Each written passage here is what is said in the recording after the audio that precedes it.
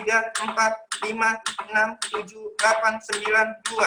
1, 2, 3, 4, 5, 6, 7, 8, 9, 3.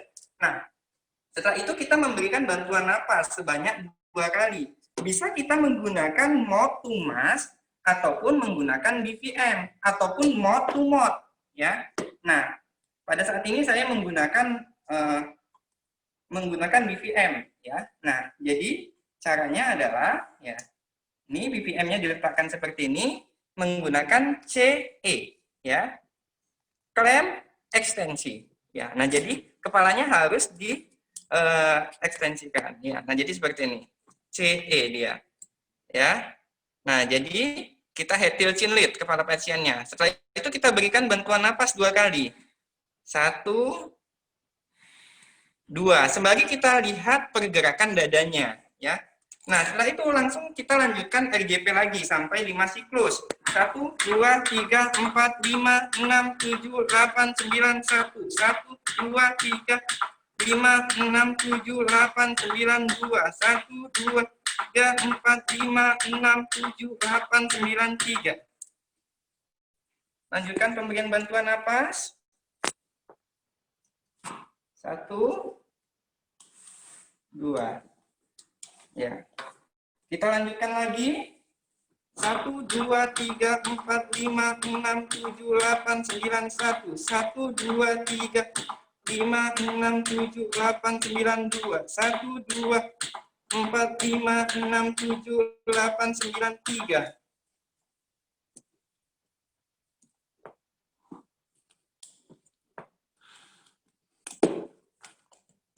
Lanjut lagi. 2, 3, 4, 5, 6, 7, 8, 9, 1. 2, 3, 4, 5, 6, 7, 8, 9, 2. 2, 3, 4, 5, 6, 7, 8, 9, 3. Bantuan napas kembali.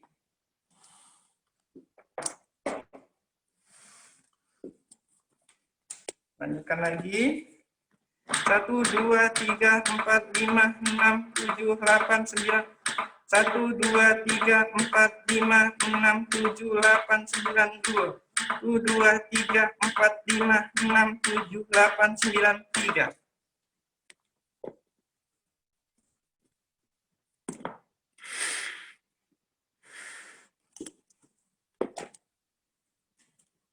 Satu, 2, 3, 4, 5, 6, 7, 8, 9, 1.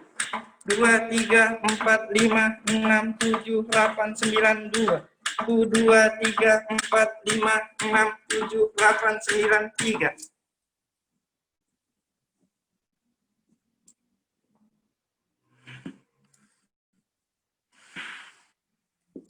Nah, setelah 5 siklus ataupun 2 menit, kita kembali mengecek nadinya, ya. Cek nadinya kembali sembari kita lihat pernapasannya.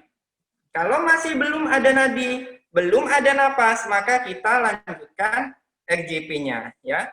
Tetapi kalau misalnya sudah ada nadi, belum ada napas, maka kita melanjutkan dengan bantuan napas. Ya, bantuan napasnya berapa tadi? Kalau misalnya pasien dengan nadi tanpa napas.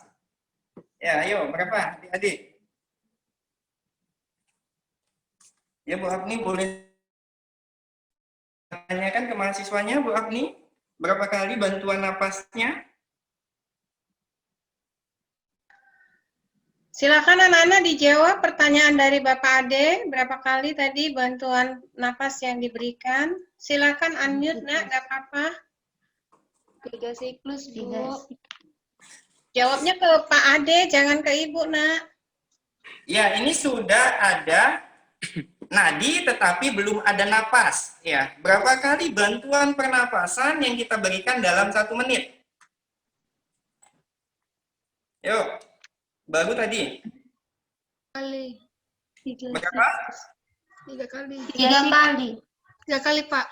Kok 3 kali? 10 sampai 12 kali. 10 sampai 12. 10 sampai 12 kali per menit. Ya, kalau 10 kali per menit berarti per berapa detik kita berikan? 5 sampai 6 detik. Ya, per 5 sampai 6 detik. Ya, kalau misalnya kita memberikan 10 kali per menit, ya, kita berikan per 6 detik. Ya, kita berikan sekali ya. 1, 2, 3, 4, 5, berikan lagi. 1, 2, 3, 4, 5, berikan lagi. Ya, boleh dilihat pengembangan dadanya ya di sini. 1, 2, 3, 4, 5. 1, 2, 3, 4, 5. 1, 2, 3, 4, 5. Ya, setelah 1 menit, ya, maaf, setelah 2 menit, ya, kalau 2 menit berarti kita berikan 20 kali ventilasi, ya.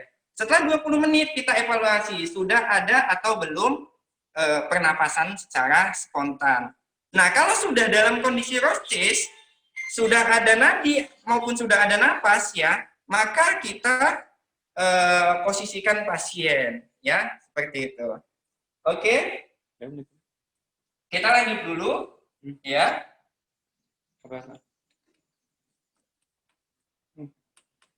Ya, kita lanjut tentang penggunaan AED, ya. Nah, kalau AED ini ya, biasanya ini ada di tempat-tempat umum seperti bandara maupun stasiun dan juga di mall mungkin ya. Ini adalah automatic external defibrillation ya, yang fungsinya adalah sebagai shock pada pasien ya, pada pasien dengan gambaran PT maupun PF, dia maka akan membaca dengan sendirinya. Ya, cara penggunaannya bagaimana? Ya. Nah, jadi memang alat ini ya menggunakan bahasa Inggris ya teman-teman. Ya. Jadi tetap prinsipnya sama, dilakukan RGP. Kalau misalnya kita seorang diri penolong ya sudah datang alat ini ya, maka setelah 5 siklus tadi ya, maka kita tempelkan alatnya ya. Kita hidupkan dulu alatnya. Press pads firmly on skin. Apply pads as shown in the pictures. Ya, kita disuruh untuk Apply pads membuka as dan shown in the memasang pictures. padnya. Ya. Nah, ini boleh Press dilihat. pads firmly Ya. on skin. Ini nanti diletakkan di mana padnya. Ya, Apply jadi pads as shown in the nanti pictures. bisa diletakkan di capex atau Apply pads diletakkan as shown di in the pictures. sternum. Ya. Nah, Press pads firmly kalau on pada skin. anak-anak biasanya satu pada sternum dan Apply satu di pads bagian as shown in the belakang. pictures. Ya, seperti itu. Ya, nah jadi alat ini Apply akan pads terus as shown in memerintahkan the kita. pictures. Ya, ini pada dewasa. Ya, Press satu pads kita firmly letakkan on pada skin. sternum. Ya, satu kita letakkan Apply pada pads apex. as shown in the picture. Press pads firmly on skin. Nah, dipasangkan. Do not touch the patient. Jangan sentuh Analyzing pasien, heart rhythm. katanya. Do not touch the patient. Jangan sentuh Analyzing pasien. heart rhythm. Shock advised. Do not touch the patient. Press the flashing shock button. Nah, alat ini menyuruh kita Press untuk the shock melakukan button shock, now. ya. Maka kita harus melakukan shock, Press the shock tetapi button. kita harus menjauhi pasien, jangan sentuh pasiennya. Press the shock button now. Ya, Shock delivered. ya. Shock Begin dilakukan. CPR. Ya.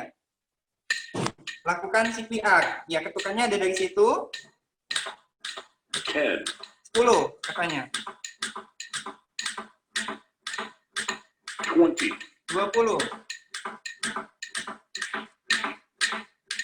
30. Give 30. 2 breaths. 2 kali pernapasan. 1, 2.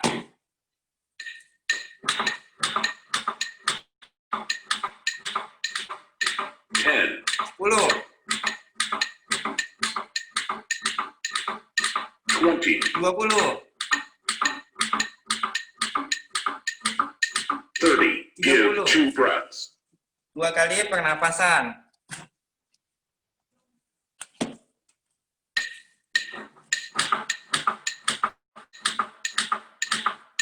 10, 10. 20, 20.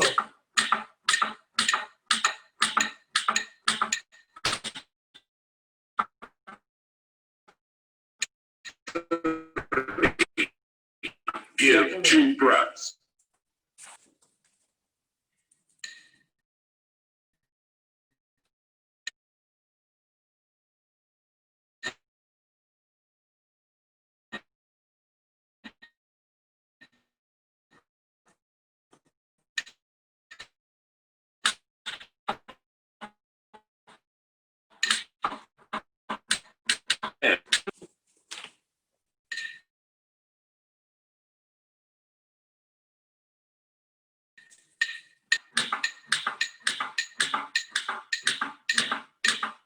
Twenty, 20. 30. Give 2 breaths.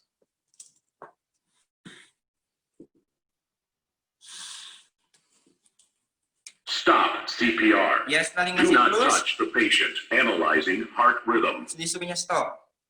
Do not touch the patient. Jangan sentuh pasien, Analyzing karena heart rhythm. dia No shock menggambar advised. irama jantungnya, Begin merekam irama CPR. jantung. Lanjutkan CPR. Jadi, ya.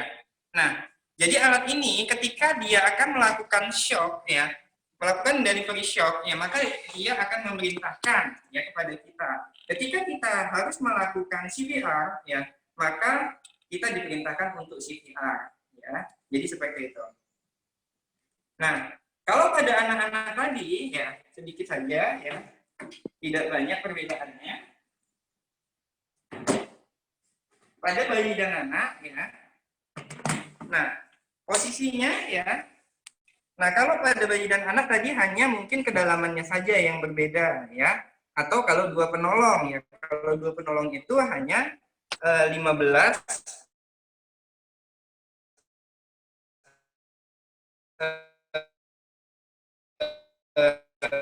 kali kompresi 2 kali. Kalau anak-anak mau laki mau perempuan tetap sama aja ya. Nah, jadi kita bisa lakukan menggunakan 2 jari seperti ini ya, ataupun menggunakan 2 jempol ya. Nah, jadi kita lakukan ini seorang diri ya, maka kita harus melakukannya sebanyak 30:2 juga. 1, 2, 3, 4,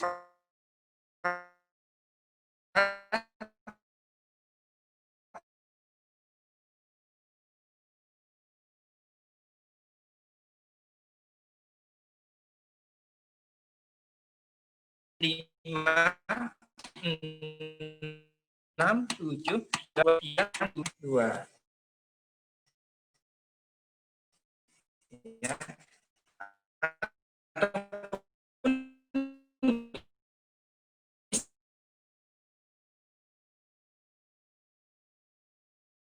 Ini ya, 1, 2, 3, 4, 6, 9, 10, 3, 4, 5, 6, 7, 8, 9, 3 ya. Berikutnya bantuan napas. Nah, setelah 5 siklus tetap kita cek nadinya ya. Cek nadi, lihat pernapasan.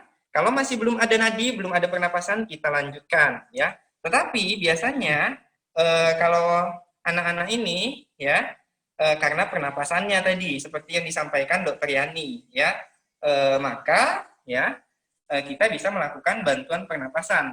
Ya, kalau pada anak-anak ataupun bayi tadi berapa teman-teman?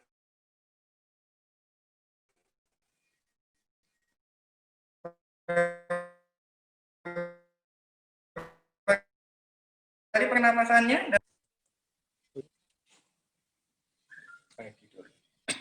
Ayo, berapa kali?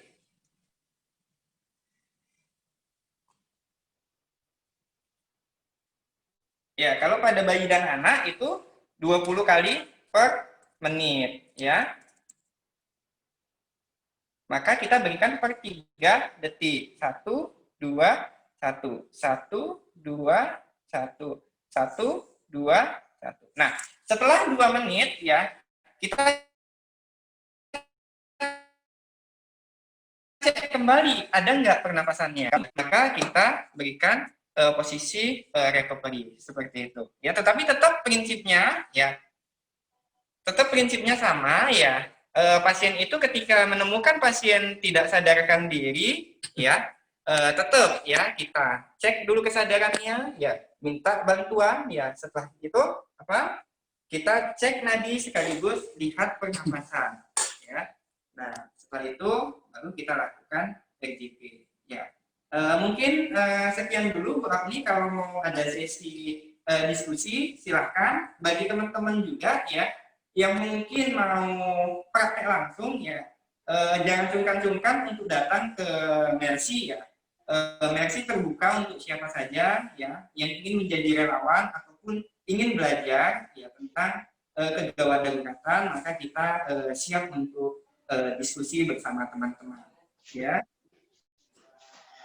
Ya, terima kasih Nurse Ade. Ya, tadi sudah sama-sama kita lihat peragaan bagaimana caranya memberikan tindakan resusitasi jantung paru. Ya, ini Dr. Ahmad Handayani masih ada bersama kita, Dokter. Dr. Yani masih adakah? Karena ini ada pertanyaan. Ya, sembari menunggu Dokter Yani, ini ada sepertinya buat Pak Ade ya, di mana di sini pertanyaannya tata laksana pertolongan pertama itu urutan dengan CAB.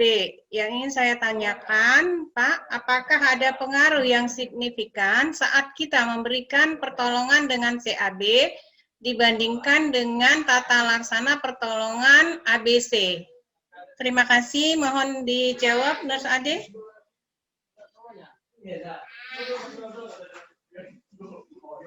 Iya, baik. Saya akan mencoba menjawab. Ya, nah, jadi perbedaan antara algoritmenya tadi CAB dengan ABC. Ya, kalau kita melihat kembali pada algoritme AHA 2015, ya, yang menunjukkan bahwasannya hubungan yang sangat penting ya terhadap tingkat keselamatan pasien ya. Kenapa harus CAB ya? Nah, kalau pada kondisi tidak henti jantung ya, mungkin semuanya itu menggunakan ABC. Karena apa? Kita mau bebaskan dulu jalan napasnya gitu. Nah, tetapi ini sudah tidak ada pernapasan dan tidak ada nadinya ya. Oleh sebab itu, maka kita harus segera membantu kerja jantungnya. Karena apa? Karena jantungnya ini sudah tidak dapat berdetak ya. Oleh sebab itu ya aliran darah dari jantung ke seluruh organ, baik itu ke otak maupun ke ekstremitas, ya itu tidak terjadi. Nah, oleh sebab itu maka kita lakukan kompresi dulu supaya apa? Aliran darahnya ini bisa sampai. Darah itu kan nanti membawa oksigen ya, supaya sampai ke otak, merangsang otak untuk bisa sadar kembali gitu. Jadi seperti itu. Bagaimana Muhammad Saputra sudah bisa memahami penjelasan dari Nurse Ade tadi? Alhamdulillah sudah, Bu. Terima kasih Pak Ade. Bang. Ada lagi pertanyaan lain? Ya, ini untuk Dokter Yani. Tapi apakah Dokter Yani masih bersama kita, Dokter? Iya, Pak Ade, Dokter Yani masih ada? Coba saya cek dulu ya, Bu. Iya, boleh, mohon bantuannya. Ternyata Dokter Yani-nya sudah tidak ada di ini lagi, Bu, di kelas ini. Mungkin lagi menangani pasien karena beliau juga lagi praktek di rumah sakit, Bu. Atau mungkin bisa dibantu oleh Pak Ade. Ini pertanyaannya begini dari Anggun Sianturi yang menanyakan bagaimana ya jika kita menemukan pasien kecelakaan ketika diperiksa itu mengalami henti jantung, henti napas. Nah, otomatis kita harus melakukan RJP. Saat melakukan RJP, itu ditemukan adanya fraktur di bagian dada. Nah, apakah RJP tetap kita lanjutkan atau apa tindakan kita yang bisa dilakukan? Itu mungkin Pak Ade, silakan. Iya. Baik ya, sangat bagus sekali pertanyaannya dari Anggun ya. Nah, jadi ini memang jarang sekali kasusnya terjadi ya, karena kasus henti jantung itu biasanya memang sudah memiliki riwayat untuk biasanya terjadi henti jantung, tetapi tidak tidak memungkiri ya, kita tidak dapat kita pungkiri hal ini terjadi ya. Misalnya menemukan ya korban ya kecelakaan lalu lintas ya, kita lihat ada frakturnya ya, mau file chest mau bagaimana gitu ya. Nah, jadi walaupun dia mengalami fraktur pada rongga dadanya ya, ketika itu henti jantung maka kita harus melakukan RJP. Karena apa? Secara rasional ya, ini korbannya mengalami henti jantung ya, maka kita harus bantu jantungnya untuk mengalirkan darah ke seluruh organ. Jadi seperti itu. Kalau kita tidak tolong, ya kita tidak lakukan RJP, pasiennya apa? Pasiennya, korbannya meninggal. Ya. Kalau kita tolong, ya memungkinkan untuk si korban bisa hidup kembali. Nah, untuk komplikasinya bagaimana? Ya, komplikasi ditangani setelah berikutnya. Jadi seperti yang di slide awal tadi, ya tujuan utamanya, ya adalah menyelamatkan nyawa, ya. Setelah itu mencegah komplikasi. Tetapi kalau ini harus kita pilih salah satu ya. Harus kita selamatkan nyawanya dulu ya, karena secara algoritma harus selamatkan nyawa dulu, bukan cegah komplikasinya. Jadi seperti itu. Bagaimana, Anggun? Sudah mengerti, Pak. Terima kasih, Pak Ade. Iya. Nah, nanti juga boleh dibaca di algoritmanya AHA tahun 2015 mengenai ya, di AHA 2015 itu sudah ada memang referensinya bahwasannya pada korban-korban kecelakaan lalu lintas ya yang mengalami fraktur ya pada dadanya itu bisa kita lakukan RJP. Jadi seperti itu. Nanti boleh dibaca lagi di algoritma AHA 2015 di guideline-nya. Ya. Oke, masih ada lagi anak-anak. Sepertinya semakin sore semakin hangat ya, karena sepertinya sudah mulai panas ya, banyak pertanyaan. Ada lagi anak-anak yang mau ditanyakan? Mumpung di sini masih ada Bapak narasumber. Junika mungkin, mana Junika? Ada pertanyaan Junika?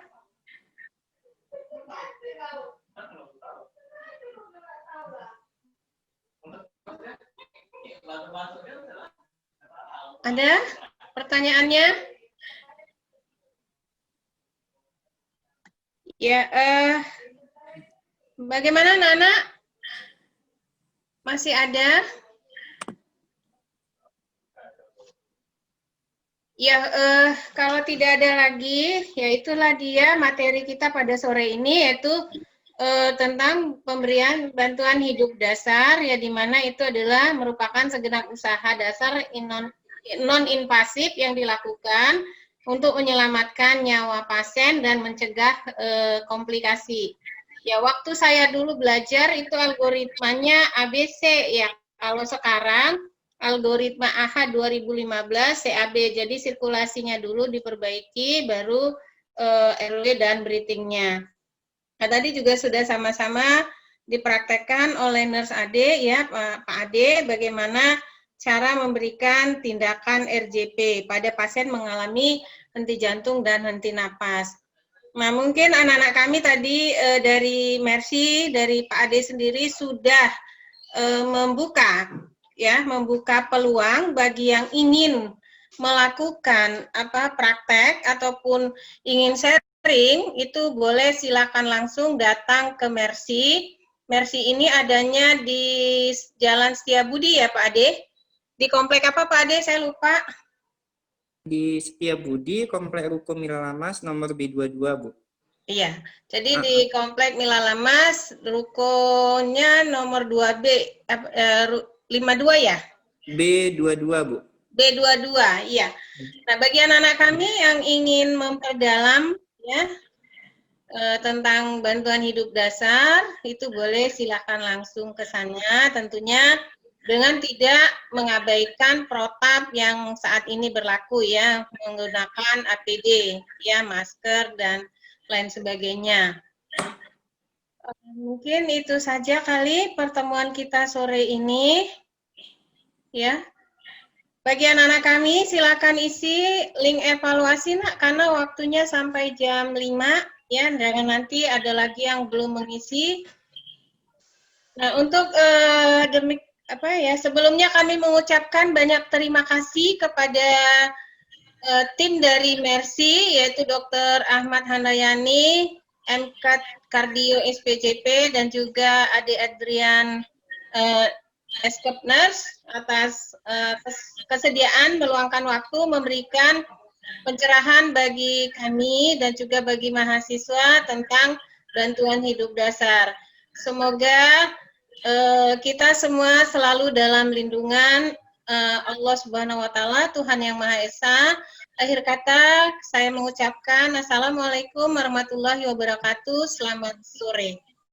Ya, tapi sebelumnya jangan leave dulu ya, kita ambil untuk dokumen. Mungkin Pak Ruslan bisa diambil dokumen ya, sebentar. Ya, semuanya sudah? Ya, konten job ya. Ganti namanya tuh. Oh, enggak, Korea sudah April. Sudah Pak Ruslan, semuanya sudah? Dihitung Ruslan, slide berapa? Udah Bu. Ini slide kedua Bu. Ya, disampaikan. Ya Bu.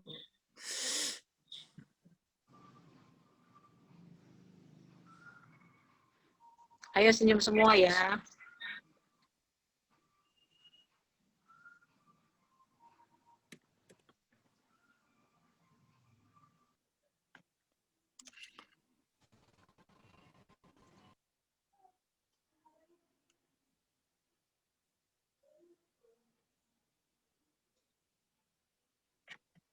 Suaranya nggak ada. Ya, suaranya, Mas Ade nggak ada suaranya.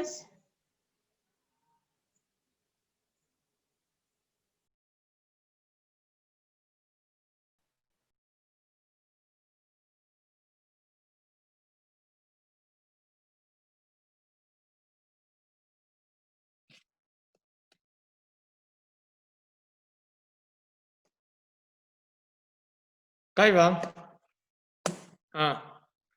Di apa? Masuk pula ini. Kenapa Bang? Iya.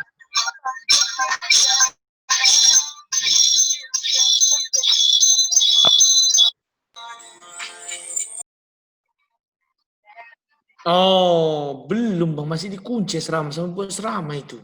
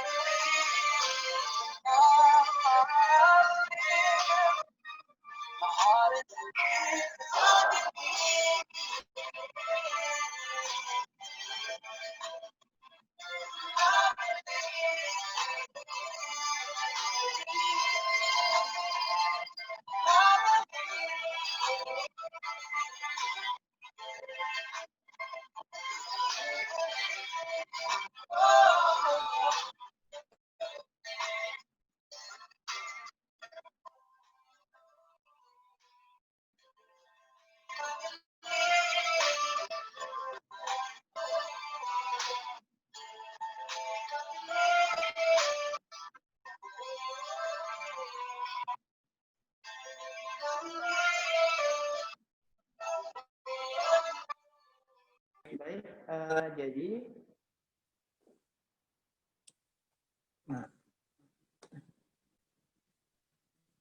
ya itu tadi adalah beberapa programnya Mercy Cabang Medan. Ya, kami mengundang teman-teman, adik-adik mahasiswa jurusan keperawatan Poltekkes Medan ya untuk bergabung bersama kita ya menjadi relawan ya.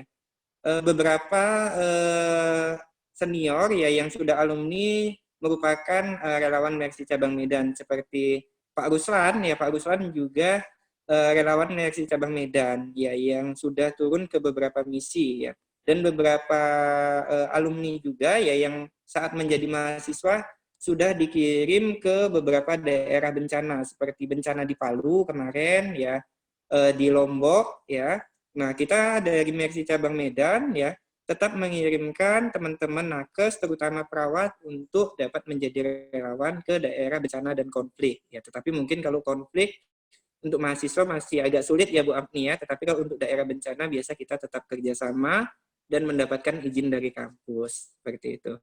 Untuk link menjadi relawan nanti mungkin bisa saya kirim ke Bu Apni untuk dibagikan kepada teman-teman yang ingin menjadi relawan di Mercy Cabang Medan. Ya sebagai informasi juga ya, ini kita akan pemberangkatan tim ke Palestina kembali ya. Walaupun masih pandemi seperti ini, kita masih memiliki program di sana ya. Kalau memang ada yang berniat, ya siapa tahu niatnya dengan doa yang tulus diijabah, ya nanti bisa berangkat bersama kita tim Mercy seperti itu. Ya mungkin itu saja Bu Apni dari kami. Terima kasih. Assalamualaikum warahmatullahi wabarakatuh. Waalaikumsalam warahmatullahi wabarakatuh. Ya memang benar Nana bahwa kita dengan Mercy sudah menjalin kerjasama sudah lama ya. Selain untuk kegiatan-kegiatan, ya, kita juga banyak ya kegiatan selain kegiatan ada lagi yang lainnya ya. Nah, banyak juga alumni yang memang aktif di Mercy ya. Nah, bagi yang berminat nanti bisa saya berikan linknya setelah dapat dari Nurse Ade. Ya, untuk demikian maka berakhirlah sudah acara kita pada sore ini. Akhir kata saya ucapkan Assalamualaikum warahmatullahi wabarakatuh. Selamat sore, salam sejahtera buat kita semua. Ya. Sore Bu. Sore Bu. Sore Bu. Tapi sebelumnya tadi saya ingin bertanya presensi, nggak ada yang ngisi ya? Udah ada Bu.